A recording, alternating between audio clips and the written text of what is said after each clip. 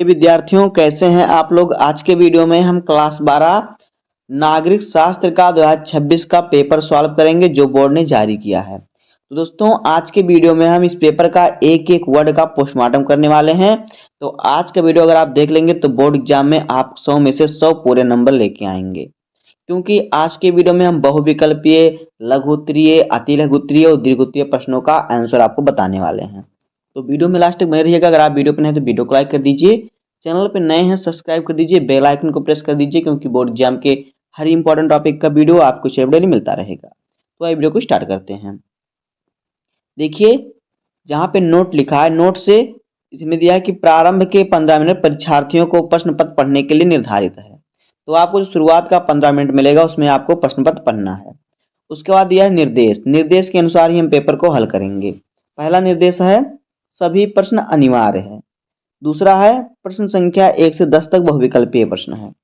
तीसरा है कि प्रश्न संख्या 11 से 20 तक अति लघु उत्तरीय प्रश्न है, जिनका उत्तर प्रत्येक लगभग 10 से 20 शब्दों में देना है। चौथा है कि प्रश्न संख्या 21 से 26 तक लघु उत्तरीय प्रश्न फर्स्ट है, जिनका उत्तर प्रत्येक लगभग 50 से 60 शब्दों में देना है। और फिर पांचवा है प्रश्न संख्या 27 से 30 तक लघु उत्तरीय प्रश्न सेकंड है, जिनका उत्तर प्रत्येक लगभग 100 से 125 शब्दों में देना है। छठवां है प्रश्न संख्या 31 से 32 दीर्घ उत्तरीय प्रश्न है, जिनका उत्तर प्रत्येक लगभग 200 से 250 शब्दों में देना है। और सातवां है सभी प्रश्नों के निर्धारित अंक उनके सामने दिए गए हैं। अब देखिए हमारा आ गया बहुविकल्पीय प्रश्न। तो यहाँ पे देखिए निर्देश में दिया है कि निम्नलिखित प्रत्येक प्रश्न के लिए दिए गए 4 विकल्पों में से सही विकल्प चुनकर अपनी उत्तर पुस्तिका में लिखिए। पहला क्वेश्चन हमारा है एशिया की सामूहिक सुरक्षा व्यवस्था का सुझाव किसने दिया।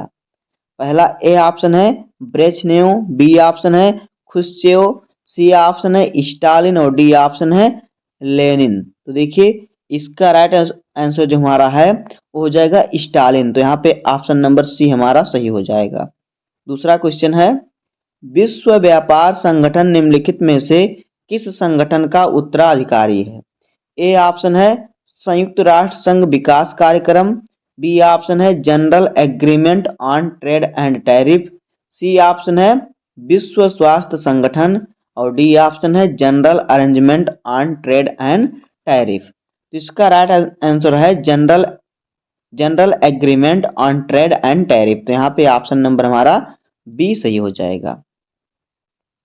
उसके बाद देखिए तीसरा क्वेश्चन है भारत के मूलवासी के लिए किस शब्द का प्रयोग किया जाता है। ए ऑप्शन है अनुसूचित जनजाति, बी ऑप्शन है चरवाहे, सी ऑप्शन है अनुसूचित जात और डी ऑप्शन है घुमंतु। तो इसका सही ऑप्शन हो जाएगा अनुसूचित जनजाति। तो यहाँ पे ऑप्शन नंबर ए सही हो जाएगा। चौथा क्वेश्चन है सीमांत गांधी के रूप में प्रसिद्ध है।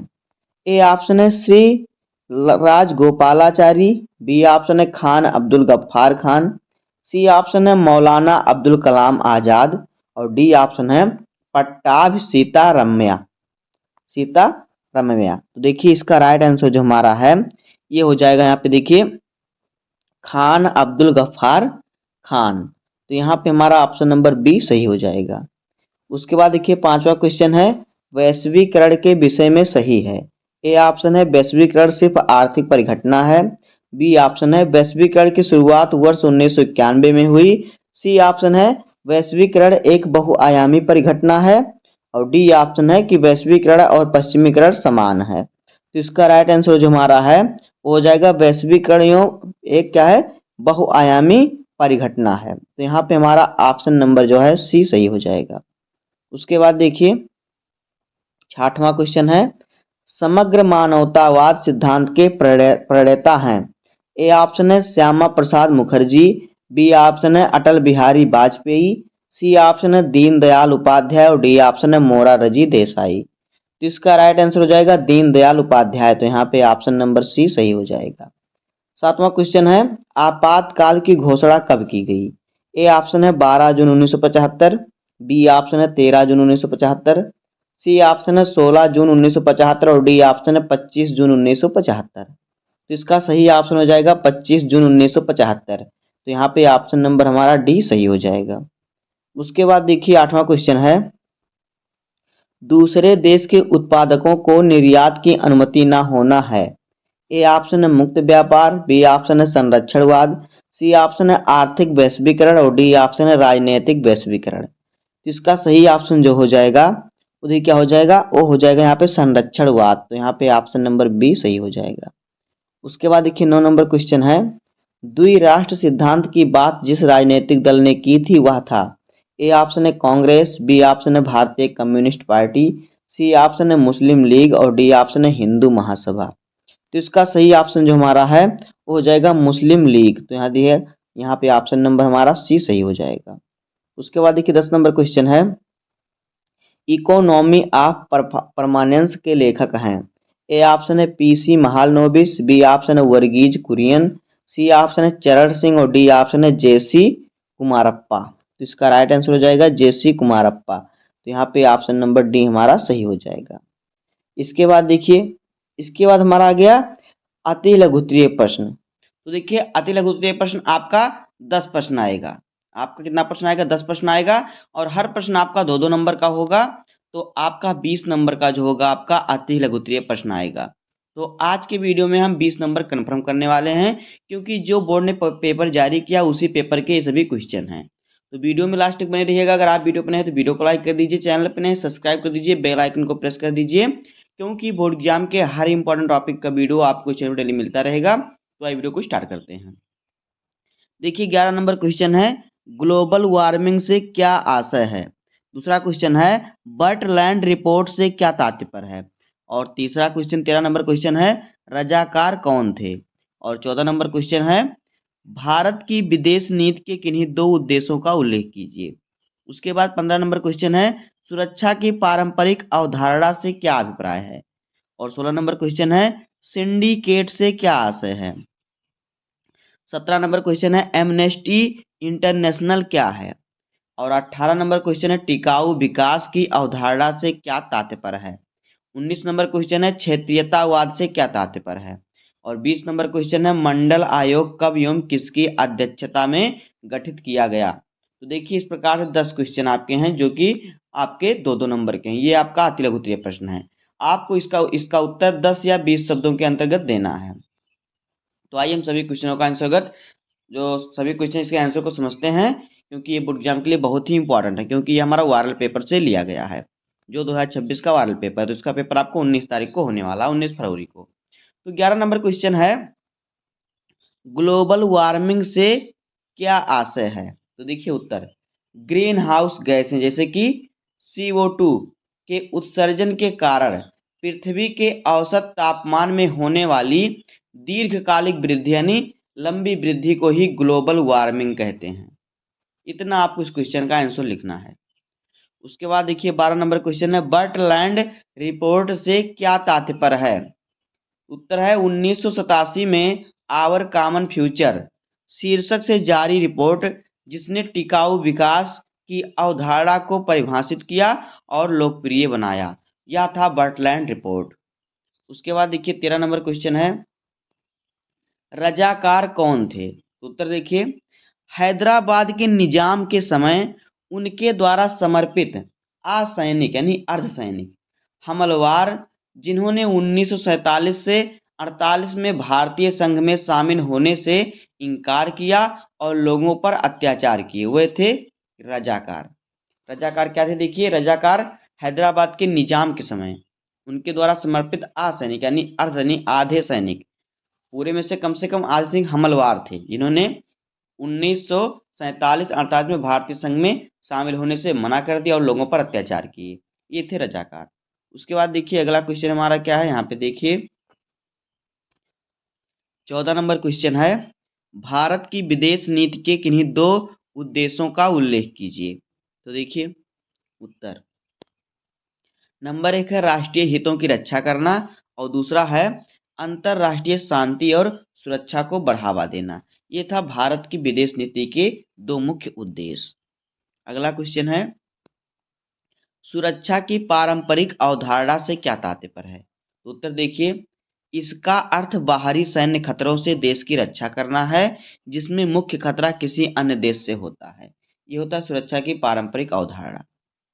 16 नंबर क्वेश्चन हमारा है, सिंडिकेट से क्या आशय है? तो उत्तर देखिए, 1960 के दशक के दौरान कांग्रेस पार्टी के भीतर प्रभावशाली और अनुभवी कांग्रेसी नेताओं का एक शक्तिशाली समूह जो संगठनात्मक मामलों को नियंत्रण करता था, वही सिंडिकेट है, उसे सिंडिकेट कहते थे। उसके बाद देखिए 17 नंबर क्वेश्चन है, एमनेस्टी इंटरनेशनल क्या है? तो उत्तर देखिए, यह एक वैश्विक स्तर पर सक्रिय मानव अधिकार संगठन एनजीओ है जो मानव अधिकारों के हनन के खिलाफ अभियान चलाता है। उसके बाद देखिए अगला क्वेश्चन है, क्वेश्चन नंबर 18, टिकाऊ विकास की अवधारणा से क्या तात्पर्य है? तो उत्तर देखिए, पर्यावरण को नुकसान पहुंचाए बिना विकास की ऐसी प्रक्रिया जो वर्तमान की जरूरतों के साथ साथ भविष्य की पीढ़ियों की जरूरतों का भी ध्यान रखे, वो होता है टिकाऊ विकास। 19 नंबर क्वेश्चन है, क्षेत्रीयतावाद से क्या तात्पर्य है? उत्तर देखिए, अपने विशिष्ट क्षेत्र, राज्य या क्षेत्र के प्रति अत्यधिक निष्ठा और संकीर्ण भावना जो राष्ट्र के व्यापक हितों से अधिक क्षेत्रीय हितों को प्राथमिकता देती है, उसे कहते हैं क्षेत्रीयतावाद, यानी अपने क्षेत्र को ज़्यादा प्राथमिकता दे। उसके बाद देखिए हमारा 20 नंबर क्वेश्चन है, मंडल आयोग कब एवं किसकी अध्यक्षता में गठित किया गया? देखिए, मंडल आयोग का गठन 1979 में बीपी मंडल की अध्यक्षता में किया गया था। आधिकारिक रूप से 1 जनवरी 1979 को यह गठित किया गया। तो दोस्तों इस प्रकार से जो नागरिक शास्त्र का हमारा वायरल पेपर है, उस पेपर में 20 ये इम्पोर्टेंट अति लघुत्तरीय प्रश्न पूछे गए थे। तो इन प्रश्नों का उत्तर अगर आप याद कर लेंगे तो बोर्ड एग्जाम में आपको एक भी क्वेश्चन की कोई दिक्कत नहीं होगी। तो फिर देखिए आगे हमारा है अति लघुत्तरीय प्रश्न फर्स्ट प्रकार का प्रश्न दिया है, उन सभी प्रश्नों का उत्तर लिखेंगे। तो देखिए आपको जो लघुत्तरीय फर्स्ट प्रश्न है, इसमें आपको 6 प्रश्न दिए जाते हैं और 6 प्रश्न आपके 5-5 नंबर के होते हैं, तो यहाँ से आपको मिलता है 30 नंबर। तो देखिए आपका जो इस प्रश्न का उत्तर आपको देना है 50 से 60 शब्दों के अंतर्गत। तो देखिए हमें प्रश्न कौन कौन से दिए हैं, प्रश्न को देखते हैं, उसके बाद उसके उत्तर को समझते हैं। तो हमारा प्रश्न है 21 नंबर प्रश्न है, अंतरराष्ट्रीय मुद्रा कोष के किन्हीं 2 कार्यों का उल्लेख कीजिए। 22 नंबर क्वेश्चन है, वैश्विक पटल पर आतंकवाद एक गंभीर समस्या बन चुका है, तर्क सहित अपने उत्तरों की पुष्टि कीजिए। 30 नंबर क्वेश्चन है, 1967 के आम चुनावों को राजनीतिक भूकंप की संज्ञा क्यों दी गई, स्पष्ट कीजिए। और 24 नंबर क्वेश्चन है, आनंदपुर साहिब प्रस्ताव क्या है, इसकी किन्हीं 2 मांगों का उल्लेख कीजिए। 25 नंबर क्वेश्चन है, विजय 2020 क्या है, आपके मत में आसियान की सफलता के 2 प्रमुख कारण कौन से हैं, स्पष्ट कीजिए। और 26 नंबर क्वेश्चन है, स्वतंत्रता के पश्चात देशी रियासतों के विलय से संबंधित समस्या पर एक संक्षिप्त टिप्पणी लिखिए। तो देखिए यहाँ से हमें 6 प्रश्न दिए गए हैं और 6 प्रश्न आपके 5-5 नंबर के हैं। तो आज के वीडियो में हम इन 6 प्रश्नों का उत्तर समझेंगे, यहाँ से आपको 30 नंबर मिलेगा। तो देखिए हमारा प्रश्न 21 क्या है। प्रश्न हमारा है कि अंतरराष्ट्रीय मुद्रा कोष के 2 कार्य बताइए। तो देखिए पहला कार्य है वित्तीय सहायता, यानी भुगतान संतुलन के संकट का सामना कर रहे सदस्य देशों को ऋण प्रदान करनी, जैसे कि कोई देश है जो गरीबी से जूझ रहा है तो उसे ऋण प्रदान करना, कर्ज देना, यह है अंतरराष्ट्रीय मुद्रा कोष का काम। दूसरा हेडिंग हमारा है नीतिगत सलाह और निगरानी, सदस्य देशों की आर्थिक नीतियों की निगरानी करना और विनिमय दर स्थिरता को बढ़ावा देने के लिए सलाह देना। उसके बाद देखिए हमारा 22 नंबर क्वेश्चन है, वैश्विक पटल पर आतंकवाद क्या है। तो देखिए आतंकवाद एक गंभीर समस्या है क्योंकि यह अंतरराष्ट्रीय सुरक्षा, नागरिकों के जान माल और आर्थिक विकास को सीधे प्रभावित करता है। जैसा कि देखा जा सकता है, यह देशों के बीच अविश्वास पैदा करता है और वैश्विक व्यापार में बाधा डालता है। फिलो साइड पर देख भी सकते हैं आप, तो इतना आपको लिख देना है। उसके बाद देखिए 23 नंबर क्वेश्चन हमारा है, 1967 के आम चुनाव में राजनीतिक भूकंप। देखिए 1967 के चुनाव को राजनीतिक भूकंप कहा जाता है क्योंकि कांग्रेस पार्टी केंद्र और कई राज्यों में बामुश्किली जीती या हार गई। पहली बार कांग्रेस को कई राज्यों में हार का सामना करना पड़ा और केंद्र में भी उसकी सीटें काफी कम हो गई थी। इसलिए 1967 के आम चुनाव को राजनीतिक भूकंप कहा जाता है। उसके बाद देखिए 24 नंबर क्वेश्चन है, आनंदपुर साहिब प्रस्ताव 1973। तो देखिए यह अकाली दल द्वारा पास किया गया प्रस्ताव था जो पंजाब के लिए स्वायत्तता और सिखों के लिए एक अलग पहचान की मांग था। देखिए दो मांगे कौन कौन सी थी, देखिए नंबर एक है केंद्र सरकार का हस्तक्षेप केवल रक्षा, विदेशी नीति, संचार और मुद्रा तक सीमित होना चाहिए। दूसरा है पंजाब के लिए अधिक स्वायत्तता और चंडीगढ़ तथा अन्य पंजाबी भाषी क्षेत्र का विलय होना। ये दो मांगे थी।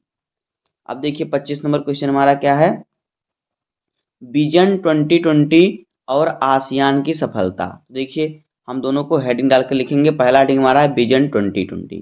तो देखिए आसियान का एक विजन दस्तावेज है जो 2020 तक दक्षिण पूर्व एशियाई देशों के बीच अधिक एकीकरण, आर्थिक विकास और एक सुरक्षा समुदाय व सामाजिक सांस्कृतिक समुदाय के रूप में कार्य करने का लक्ष्य रखता है।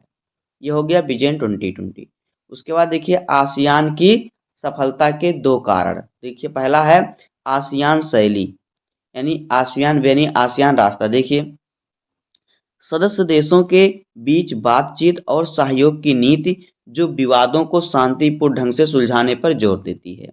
ये हो गया एक आसियान की सफलता के कारण। दूसरा है आर्थिक एकीकरण, मुक्त व्यापार क्षेत्रों और आर्थिक सहयोग के माध्यम से सदस्य देशों के बीच व्यापार को बढ़ावा देना जिससे आर्थिक विकास हुआ है।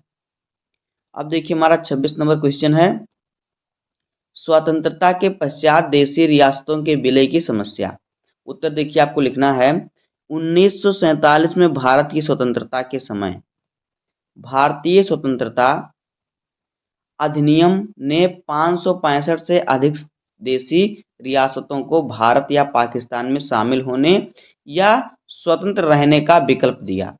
यह भारत की क्षेत्रीय अखंडता के लिए एक बड़ी चुनौती थी क्योंकि कई रियासतें स्वतंत्र स्वतंत्र रहकर देश का बाल्मीकीकरण यानी कई टुकड़ों में विभाजित कर सकती थी। ये देश को अलग अलग टुकड़े में क्या कर सकती थी, विभाजित कर सकती, बंटवारा करा सकती थी। इसकी देखिए मुख्य समस्याएं क्या थी। देखिए जूनागढ़, हैदराबाद और कश्मीर जैसी रियासतों ने शामिल होने में आनाकानी की यानी मना कर दिया। हैदराबाद के निजाम ने स्वतंत्र रहने की इच्छा जताई जबकि कश्मीर में भौगोलिक व जनसांख्यिकीय जटिलताएं थी। दूसरा है समाधान। देखिए सरदार वल्लभ भाई पटेल भारत के प्रथम गृह मंत्री ने कूटनीति और दृढ़ता का उपयोग किया। उन्होंने राजाओं को इंस्ट्रूमेंट ऑफ एक्सेशन यानी विलय पत्र पर हस्ताक्षर करने के लिए मनाया। देखिए इसका परिणाम क्या हुआ, यहाँ पे देखिए परिणाम अधिकांश रियासतें 15 अगस्त 1947 तक शामिल हो गईं। जूनागढ़ जनमत संग्रह, हैदराबाद सैन्य कार्यवाही ऑपरेशन पोलो और कश्मीर विलय पत्र के मामले में सुलझाए गए। तो दोस्तों इस प्रकार से आपके देखिए लघु उत्तरीय फर्स्ट प्रकार के प्रश्न हो जाएंगे जहां से आपको 6 प्रश्न पूछा जाएगा। 6 प्रश्न आपका जो होगा 5-5 नंबर का होगा, तो यहाँ से आपके 30 नंबर कन्फर्म हो जाएंगे। इसके बाद हमारा है अति लघु उत्तरीय प्रश्न सेकंड, जिसकी शब्द सीमा है 100 से 125 शब्द। तो इन सभी प्रश्नों को हम सॉल्व करेंगे। तो देखिए यहाँ पर आपका जो लघु उत्तरीय प्रश्न सेकंड होता है ये आपका 4 प्रश्न पूछता है और चारों प्रश्न आपके जो होते हैं 6-6 नंबर के होते हैं। तो यहाँ से आपका हो जाएगा 24 नंबर कन्फर्म। तो इसमें हम 24 नंबर कन्फर्म करेंगे। तो यहाँ पे देखिए 27 नंबर क्वेश्चन है। पहले हम चारों क्वेश्चन को पढ़ लेते हैं, उसके बाद हम इसके आंसर को पढ़ेंगे। तो देखिए क्वेश्चन 27 है कि एक सामाजिक और विचारधारात्मक गठबंधन के रूप में कांग्रेस की भूमिका का उल्लेख कीजिए। और 28 नंबर क्वेश्चन है क्षेत्रीय संगठन के क्या उद्देश्य होते हैं? यूरोपीय संघ को प्रभावशाली क्षेत्रीय संगठन बनाने वाले प्रमुख कारक कौन कौन से हैं? उसके बाद देखिए 29 नंबर क्वेश्चन है कि विश्व की साझी संपदा से क्या अभिप्राय है? इसके दोहन और प्रदूषण किस प्रकार कम किए जा सकते हैं, इस संबंध में अपने सुझाव दीजिए। और 30 नंबर क्वेश्चन है, राजनीतिक दलों के मध्य बढ़ती सहमति के 3 प्रमुख मुद्दों का उल्लेख कीजिए। यह बढ़ती सहमति क्यों आवश्यक है, स्पष्ट कीजिए। तो यहाँ पे देखिए हमारे 4 क्वेश्चन है, चारों क्वेश्चनों का हम आंसर समझते हैं। इसका उत्तर आपको 100 से 125 शब्दों में लिखना होगा। तो देखिए 27 नंबर क्वेश्चन हमारा क्या था, यहाँ पे देखिए, सामाजिक और विचारधारात्मक गठबंधन के रूप में कांग्रेस। देखिए आपको इसका उत्तर लिखना है, स्वतंत्रता के समय और उसके तुरंत बाद कांग्रेस पार्टी ने एक सामाजिक और विचारधारात्मक गठबंधन के रूप में कार्य किया। क्या किया, देखिए सोशल एंड आइडियोलॉजिकल कलेक्शन, यानी कि इसके क्या किया, देखिए सामाजिक और विचारधारात्मक गठबंधन के रूप में क्या किया, कोलिशन मतलब काम किया। कोलिशन का अर्थ होता है गठबंधन। इसमें कृषक, उद्योगपति, शहरी, ग्रामीण, उच्च और निम्न जाति के लोग शामिल थे, जो इसे एक व्यापक आधार प्रदान करते थे। वैचारिक रूप से इसने दक्षिणपंथियों, वामपंथियों और केंद्रवासियों को एक मंच पर लाया। इस विविधता के कारण कांग्रेस ने समावेशी भूमिका निभाई, जहां सभी समूहों को प्रतिनिधित्व मिला। यह गठबंधन सरकार की नीतियों को आम सहमति पर आधारित रखता था, जिससे देश में सामाजिक स्थिरता और राष्ट्र निर्माण को बढ़ावा मिला। उसके बाद देखिए 28 नंबर क्वेश्चन है, क्षेत्रीय संगठन, उद्देश्य और यूरोपीय संघ। तो देखिए उत्तर हो जाएगा इसका, क्षेत्रीय संगठनों का मुख्य उद्देश्य सदस्य राष्ट्रों के बीच आर्थिक सहयोग बढ़ाना, व्यापार को आसान बनाना, सुरक्षा सुनिश्चित करना और सदस्य देशों की आवाज को अंतर्राष्ट्रीय मंच पर मजबूत करना। किस पर, अंतर्राष्ट्रीय मंच पर मजबूत करना। यूरोपीय संघ के प्रभावशाली होने के प्रमुख कारक हैं। देखिए कौन कौन से कारक हैं यूरोपीय संघ के प्रभावशाली होने के। नंबर 1 है आर्थिक मजबूती। अपनी साझा मुद्रा यूरो और विशाल एकल बाजार के कारण यह विश्व की दूसरी सबसे बड़ी अर्थव्यवस्था है। दूसरा है सामूहिक सुरक्षा। यह अपने सदस्यों के बीच संघर्ष को रोकता है और एक मजबूत सुरक्षा नीति साझा करता है। तीसरा हेडिंग है लोकतांत्रिक मूल्य, मानवाधिकार, क्या मानव अधिकार और कानून के शासन पर आधारित संगठन। चौथा है साझा विदेश नीति। तो देखिए ईयू सदस्य राष्ट्र अक्सर वैश्विक मुद्दों पर एक साथ मिलकर काम करते हैं।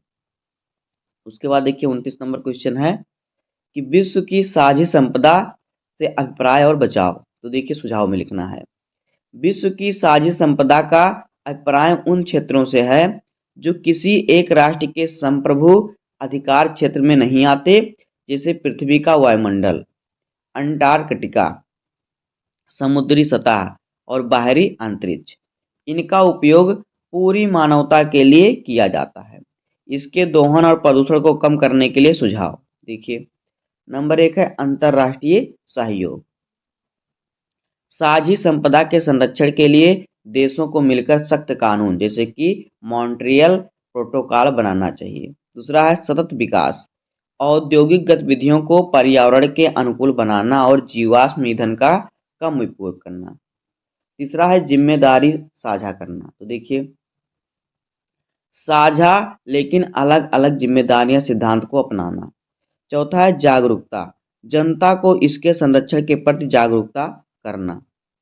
उसके बाद देखिए 30 नंबर क्वेश्चन हमारा है राजनीतिक दलों में बढ़ती सहमति के मुद्दे। तो उत्तर देखिए भारत में विभिन्न राजनीतिक दलों के बीच बढ़ती सहमति के 3 मुद्दे निम्नलिखित हैं। नंबर 1 है आर्थिक नीति। तो देखिए उत्तर आर्थिक नीति में आपको लिखना है सभी प्रमुख दल वैश्वीकरण, निजीकरण और उदारवाद एलपीजी के मॉडल को स्वीकार कर चुके हैं। दूसरा है पिछड़ी जातियों की भूमिका। तो देखिए अन्य पिछड़ी जातियां ओबीसी की राजनीति और सामाजिक न्याय के एजेंडे पर दलों के बीच आम सहमति है। तीसरा है क्षेत्रीय दलों का महत्व। तो देखिए केंद्र में गठबंधन सरकार बनाते समय क्षेत्रीय दलों की भूमिका को स्वीकार करना। आवश्यकता देखिए क्या है इसकी, यह सहमति विकास योजनाओं की निरंतरता बनाए रखने, देश के सामाजिक, आर्थिक और विकास और राजनीतिक स्थिरता के लिए आवश्यक है। तो दोस्तों इस प्रकार से आपको 6 नंबर वाले क्वेश्चनों का आंसर लिखना है। आपके 4 क्वेश्चन पूछे जाएंगे जहां से आपको मिलेगा 24 नंबर। तो ये हमारा ओवरऑल पेपर में आया था, इसलिए हमने इसको सॉल्व करा दिया। उसके बाद हमारा है दीर्घ उत्तरीय प्रश्न, प्रश्नों को सॉल्व करेंगे। तो देखिए दीर्घ उत्तरीय प्रश्न जो आपका होता है उसमें आपको देखिए 200 से 250 शब्दों में उसका उत्तर आपको देना रहता है। तो देखिए नागरिक शास्त्र के पेपर में आपको 4 दीर्घ उत्तरीय प्रश्न पूछे जाएंगे जहां से आपको सिर्फ 2 क्वेश्चनों को सॉल्व करना होगा। हर क्वेश्चन आपका 8 नंबर का होगा। तो आज की वीडियो में हम इन क्वेश्चनों का आंसर भी पढ़ेंगे। तो यहाँ पे देखिए 31 नंबर क्वेश्चन हमारा है, बहुत ही इंपॉर्टेंट है, आप चारों को तैयार कर लीजिएगा। भारत ने परमाणु अप्रसार संधि एनपीटी पर हस्ताक्षर क्यों नहीं किया? भारत की परमाणु नीति वैश्विक स्तर पर भेदभाव रहित परमाणु निशस्त्रीकरण के प्रति वचनबद्धता की है। उदाहरण सहित उत्तर दीजिए। इस क्वेश्चन का आंसर पहले भी मैं बता दिया हूं, आज भी आपको बताऊंगा। उसके बाद देखिए अथवा करके दिया है कि प्रथम पंचवर्षीय योजना में किस बात पर सर्वाधिक बल दिया गया, या किस प्रकार द्वितीय पंचवर्षीय योजना से भिन्न थी, स्पष्ट कीजिए। तो देखिए बोर्ड एग्जाम में इसी प्रकार से जब आपका आएगा तो आपको दोनों में से सिर्फ एक क्वेश्चन का आंसर बोर्ड एग्जाम में लिखना होगा, लेकिन आज की वीडियो में आपको दोनों बता दूंगा, दोनों क्वेश्चनों का आंसर। उसके बाद देखिए 32 नंबर क्वेश्चन है, सोवियत संघ का विघटन कब हुआ? इसके विघटन के क्या कारण थे? सोवियत संघ के विघटन में गोर्बाचेव की भूमिका की विवेचना कीजिए।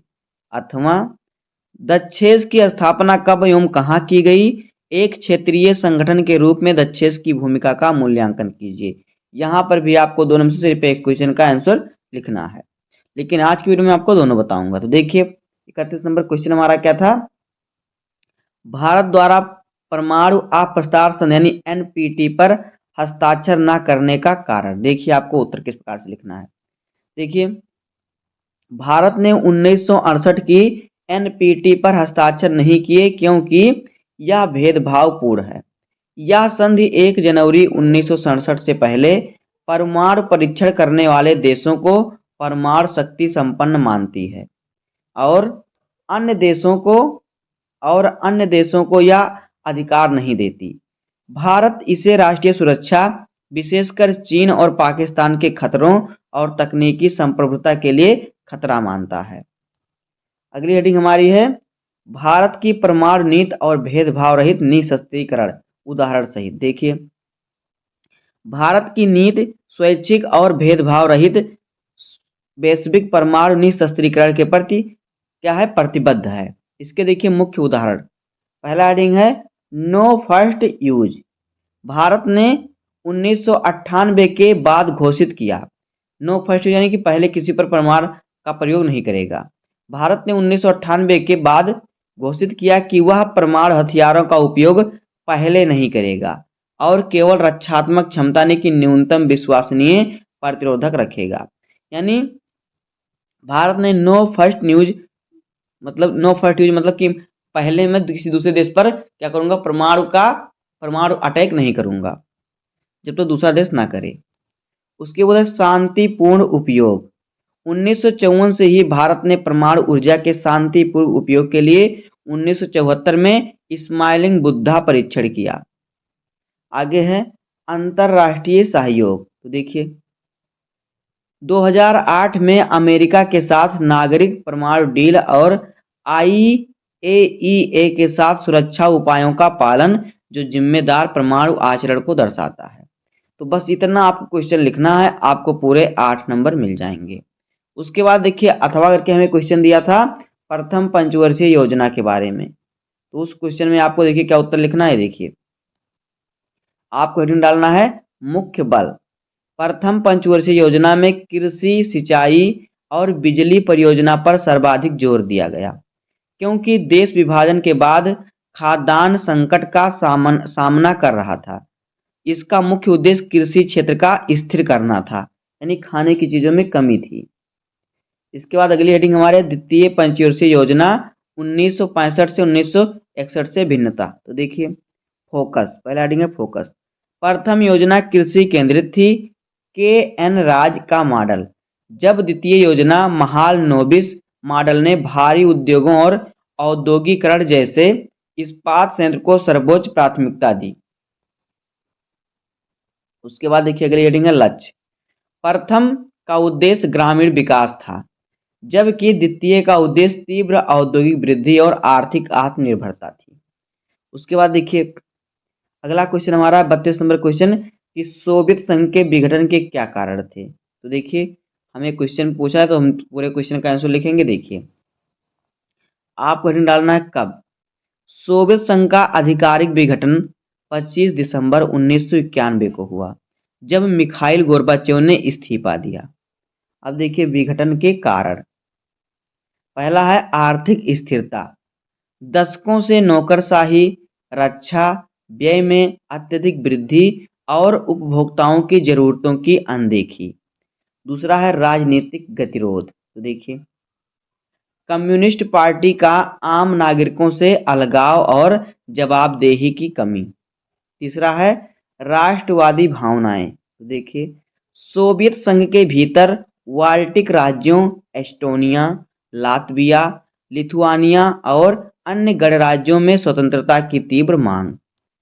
गोर्बाचेव की भूमिका देखिए मिखाइल गोर्बाचेव द्वारा लाई गई सुधार नीतियां, ग्लासनोस्ट यानी कि खुलापन, अभिव्यक्ति की स्वतंत्रता और पेरेस्ट्रोइका यानी कि पुनर्गठन आर्थिक सुधार विघटन का मुख्य कारण बनी। इन सुधारों ने लोगों को बोलने की आज़ादी दी, लेकिन कम्युनिस्ट पार्टी का नियंत्रण कमजोर कर दिया, जिससे राष्ट्रवादी आंदोलन जो है वो तेज हो गया। इतना आपको लिखना है इस क्वेश्चन का आंसर। उसके बाद देखिए अथवा करके हमें क्वेश्चन क्या दिया था, दक्षेस की स्थापना। दक्षेस क्या है, दक्षेस की स्थापना कब और कहाँ हुई। देखिए इसका हमें आंसर किस प्रकार से लिखना है। देखिए आपको देखिए अथवा के देगा, आपको सिर्फ बोर्ड एग्जाम में एक ही क्वेश्चन का आंसर लिखना रहेगा, लेकिन मैं आपको यहाँ सभी क्वेश्चन को बता दूंगा। जो अथवा करके दिया उसका भी आंसर बता रहा हूँ। देखिए हेडिंग आपका है कब और कहाँ। दक्षिण एशियाई क्षेत्रीय सहयोग संगठन दक्षेस की स्थापना। देखिए जो दक्षेस है ये सहयोग संगठन है, 8 दिसंबर 1985 को ढाका बांग्लादेश में की गई। आगे देखिए एक क्षेत्रीय संगठन के रूप में दक्षेस की भूमिका का मूल्यांकन। पहला हेडिंग है क्षेत्रीय सहयोग। तो देखिए दक्षेस ने दक्षिण एशिया में व्यापार, पर्यटन और तकनीकी सहयोग के लिए साफ्टा जैसे मंच प्रदान किए। दूसरा है सीमित सफलता। तो देखिए भारत पाकिस्तान के बीच तनाव के कारण यह संगठन अपनी क्षमता के अनुसार काम करने में विफल रहा, जिससे इसकी प्रमुख भूमिका सीमित हो गई। तीसरा है सामूहिक मुद्दे। तो देखिए इसने गरीबी उन्मूलन, पर्यावरण और खाद्य सुरक्षा जैसे साझा मुद्दों पर बातचीत के लिए एक मंच दिया। तो दोस्तों इस प्रकार से हो जाएंगे देखिए क्लास 12 नागरिक शास्त्र के दीर्घ उत्तरीय प्रश्न, जो कि बोर्ड ने जारी किया है वायरल पेपर, उसका ये है। तो दोस्तों इस प्रकार से हो जाएगा क्लास 12 नागरिक शास्त्र का जो बोर्ड ने जारी किया मॉडल पेपर का सॉल्यूशन। तो उम्मीद करता हूं आपको वीडियो पसंद आया होगा। अगर आपको वीडियो पसंद आई तो वीडियो को लाइक कर दीजिए, चैनल पर नए हैं सब्सक्राइब कर दीजिए, बेल आइकन को प्रेस कर दीजिए, क्योंकि बोर्ड एग्जाम के हर इंपॉर्टेंट टॉपिक का वीडियो आपको इस चैनल पर डेली मिलता रहेगा। मिलते हैं किसी नेक्स्ट वीडियो में, तब तक के लिए धन्यवाद। जय हिंद।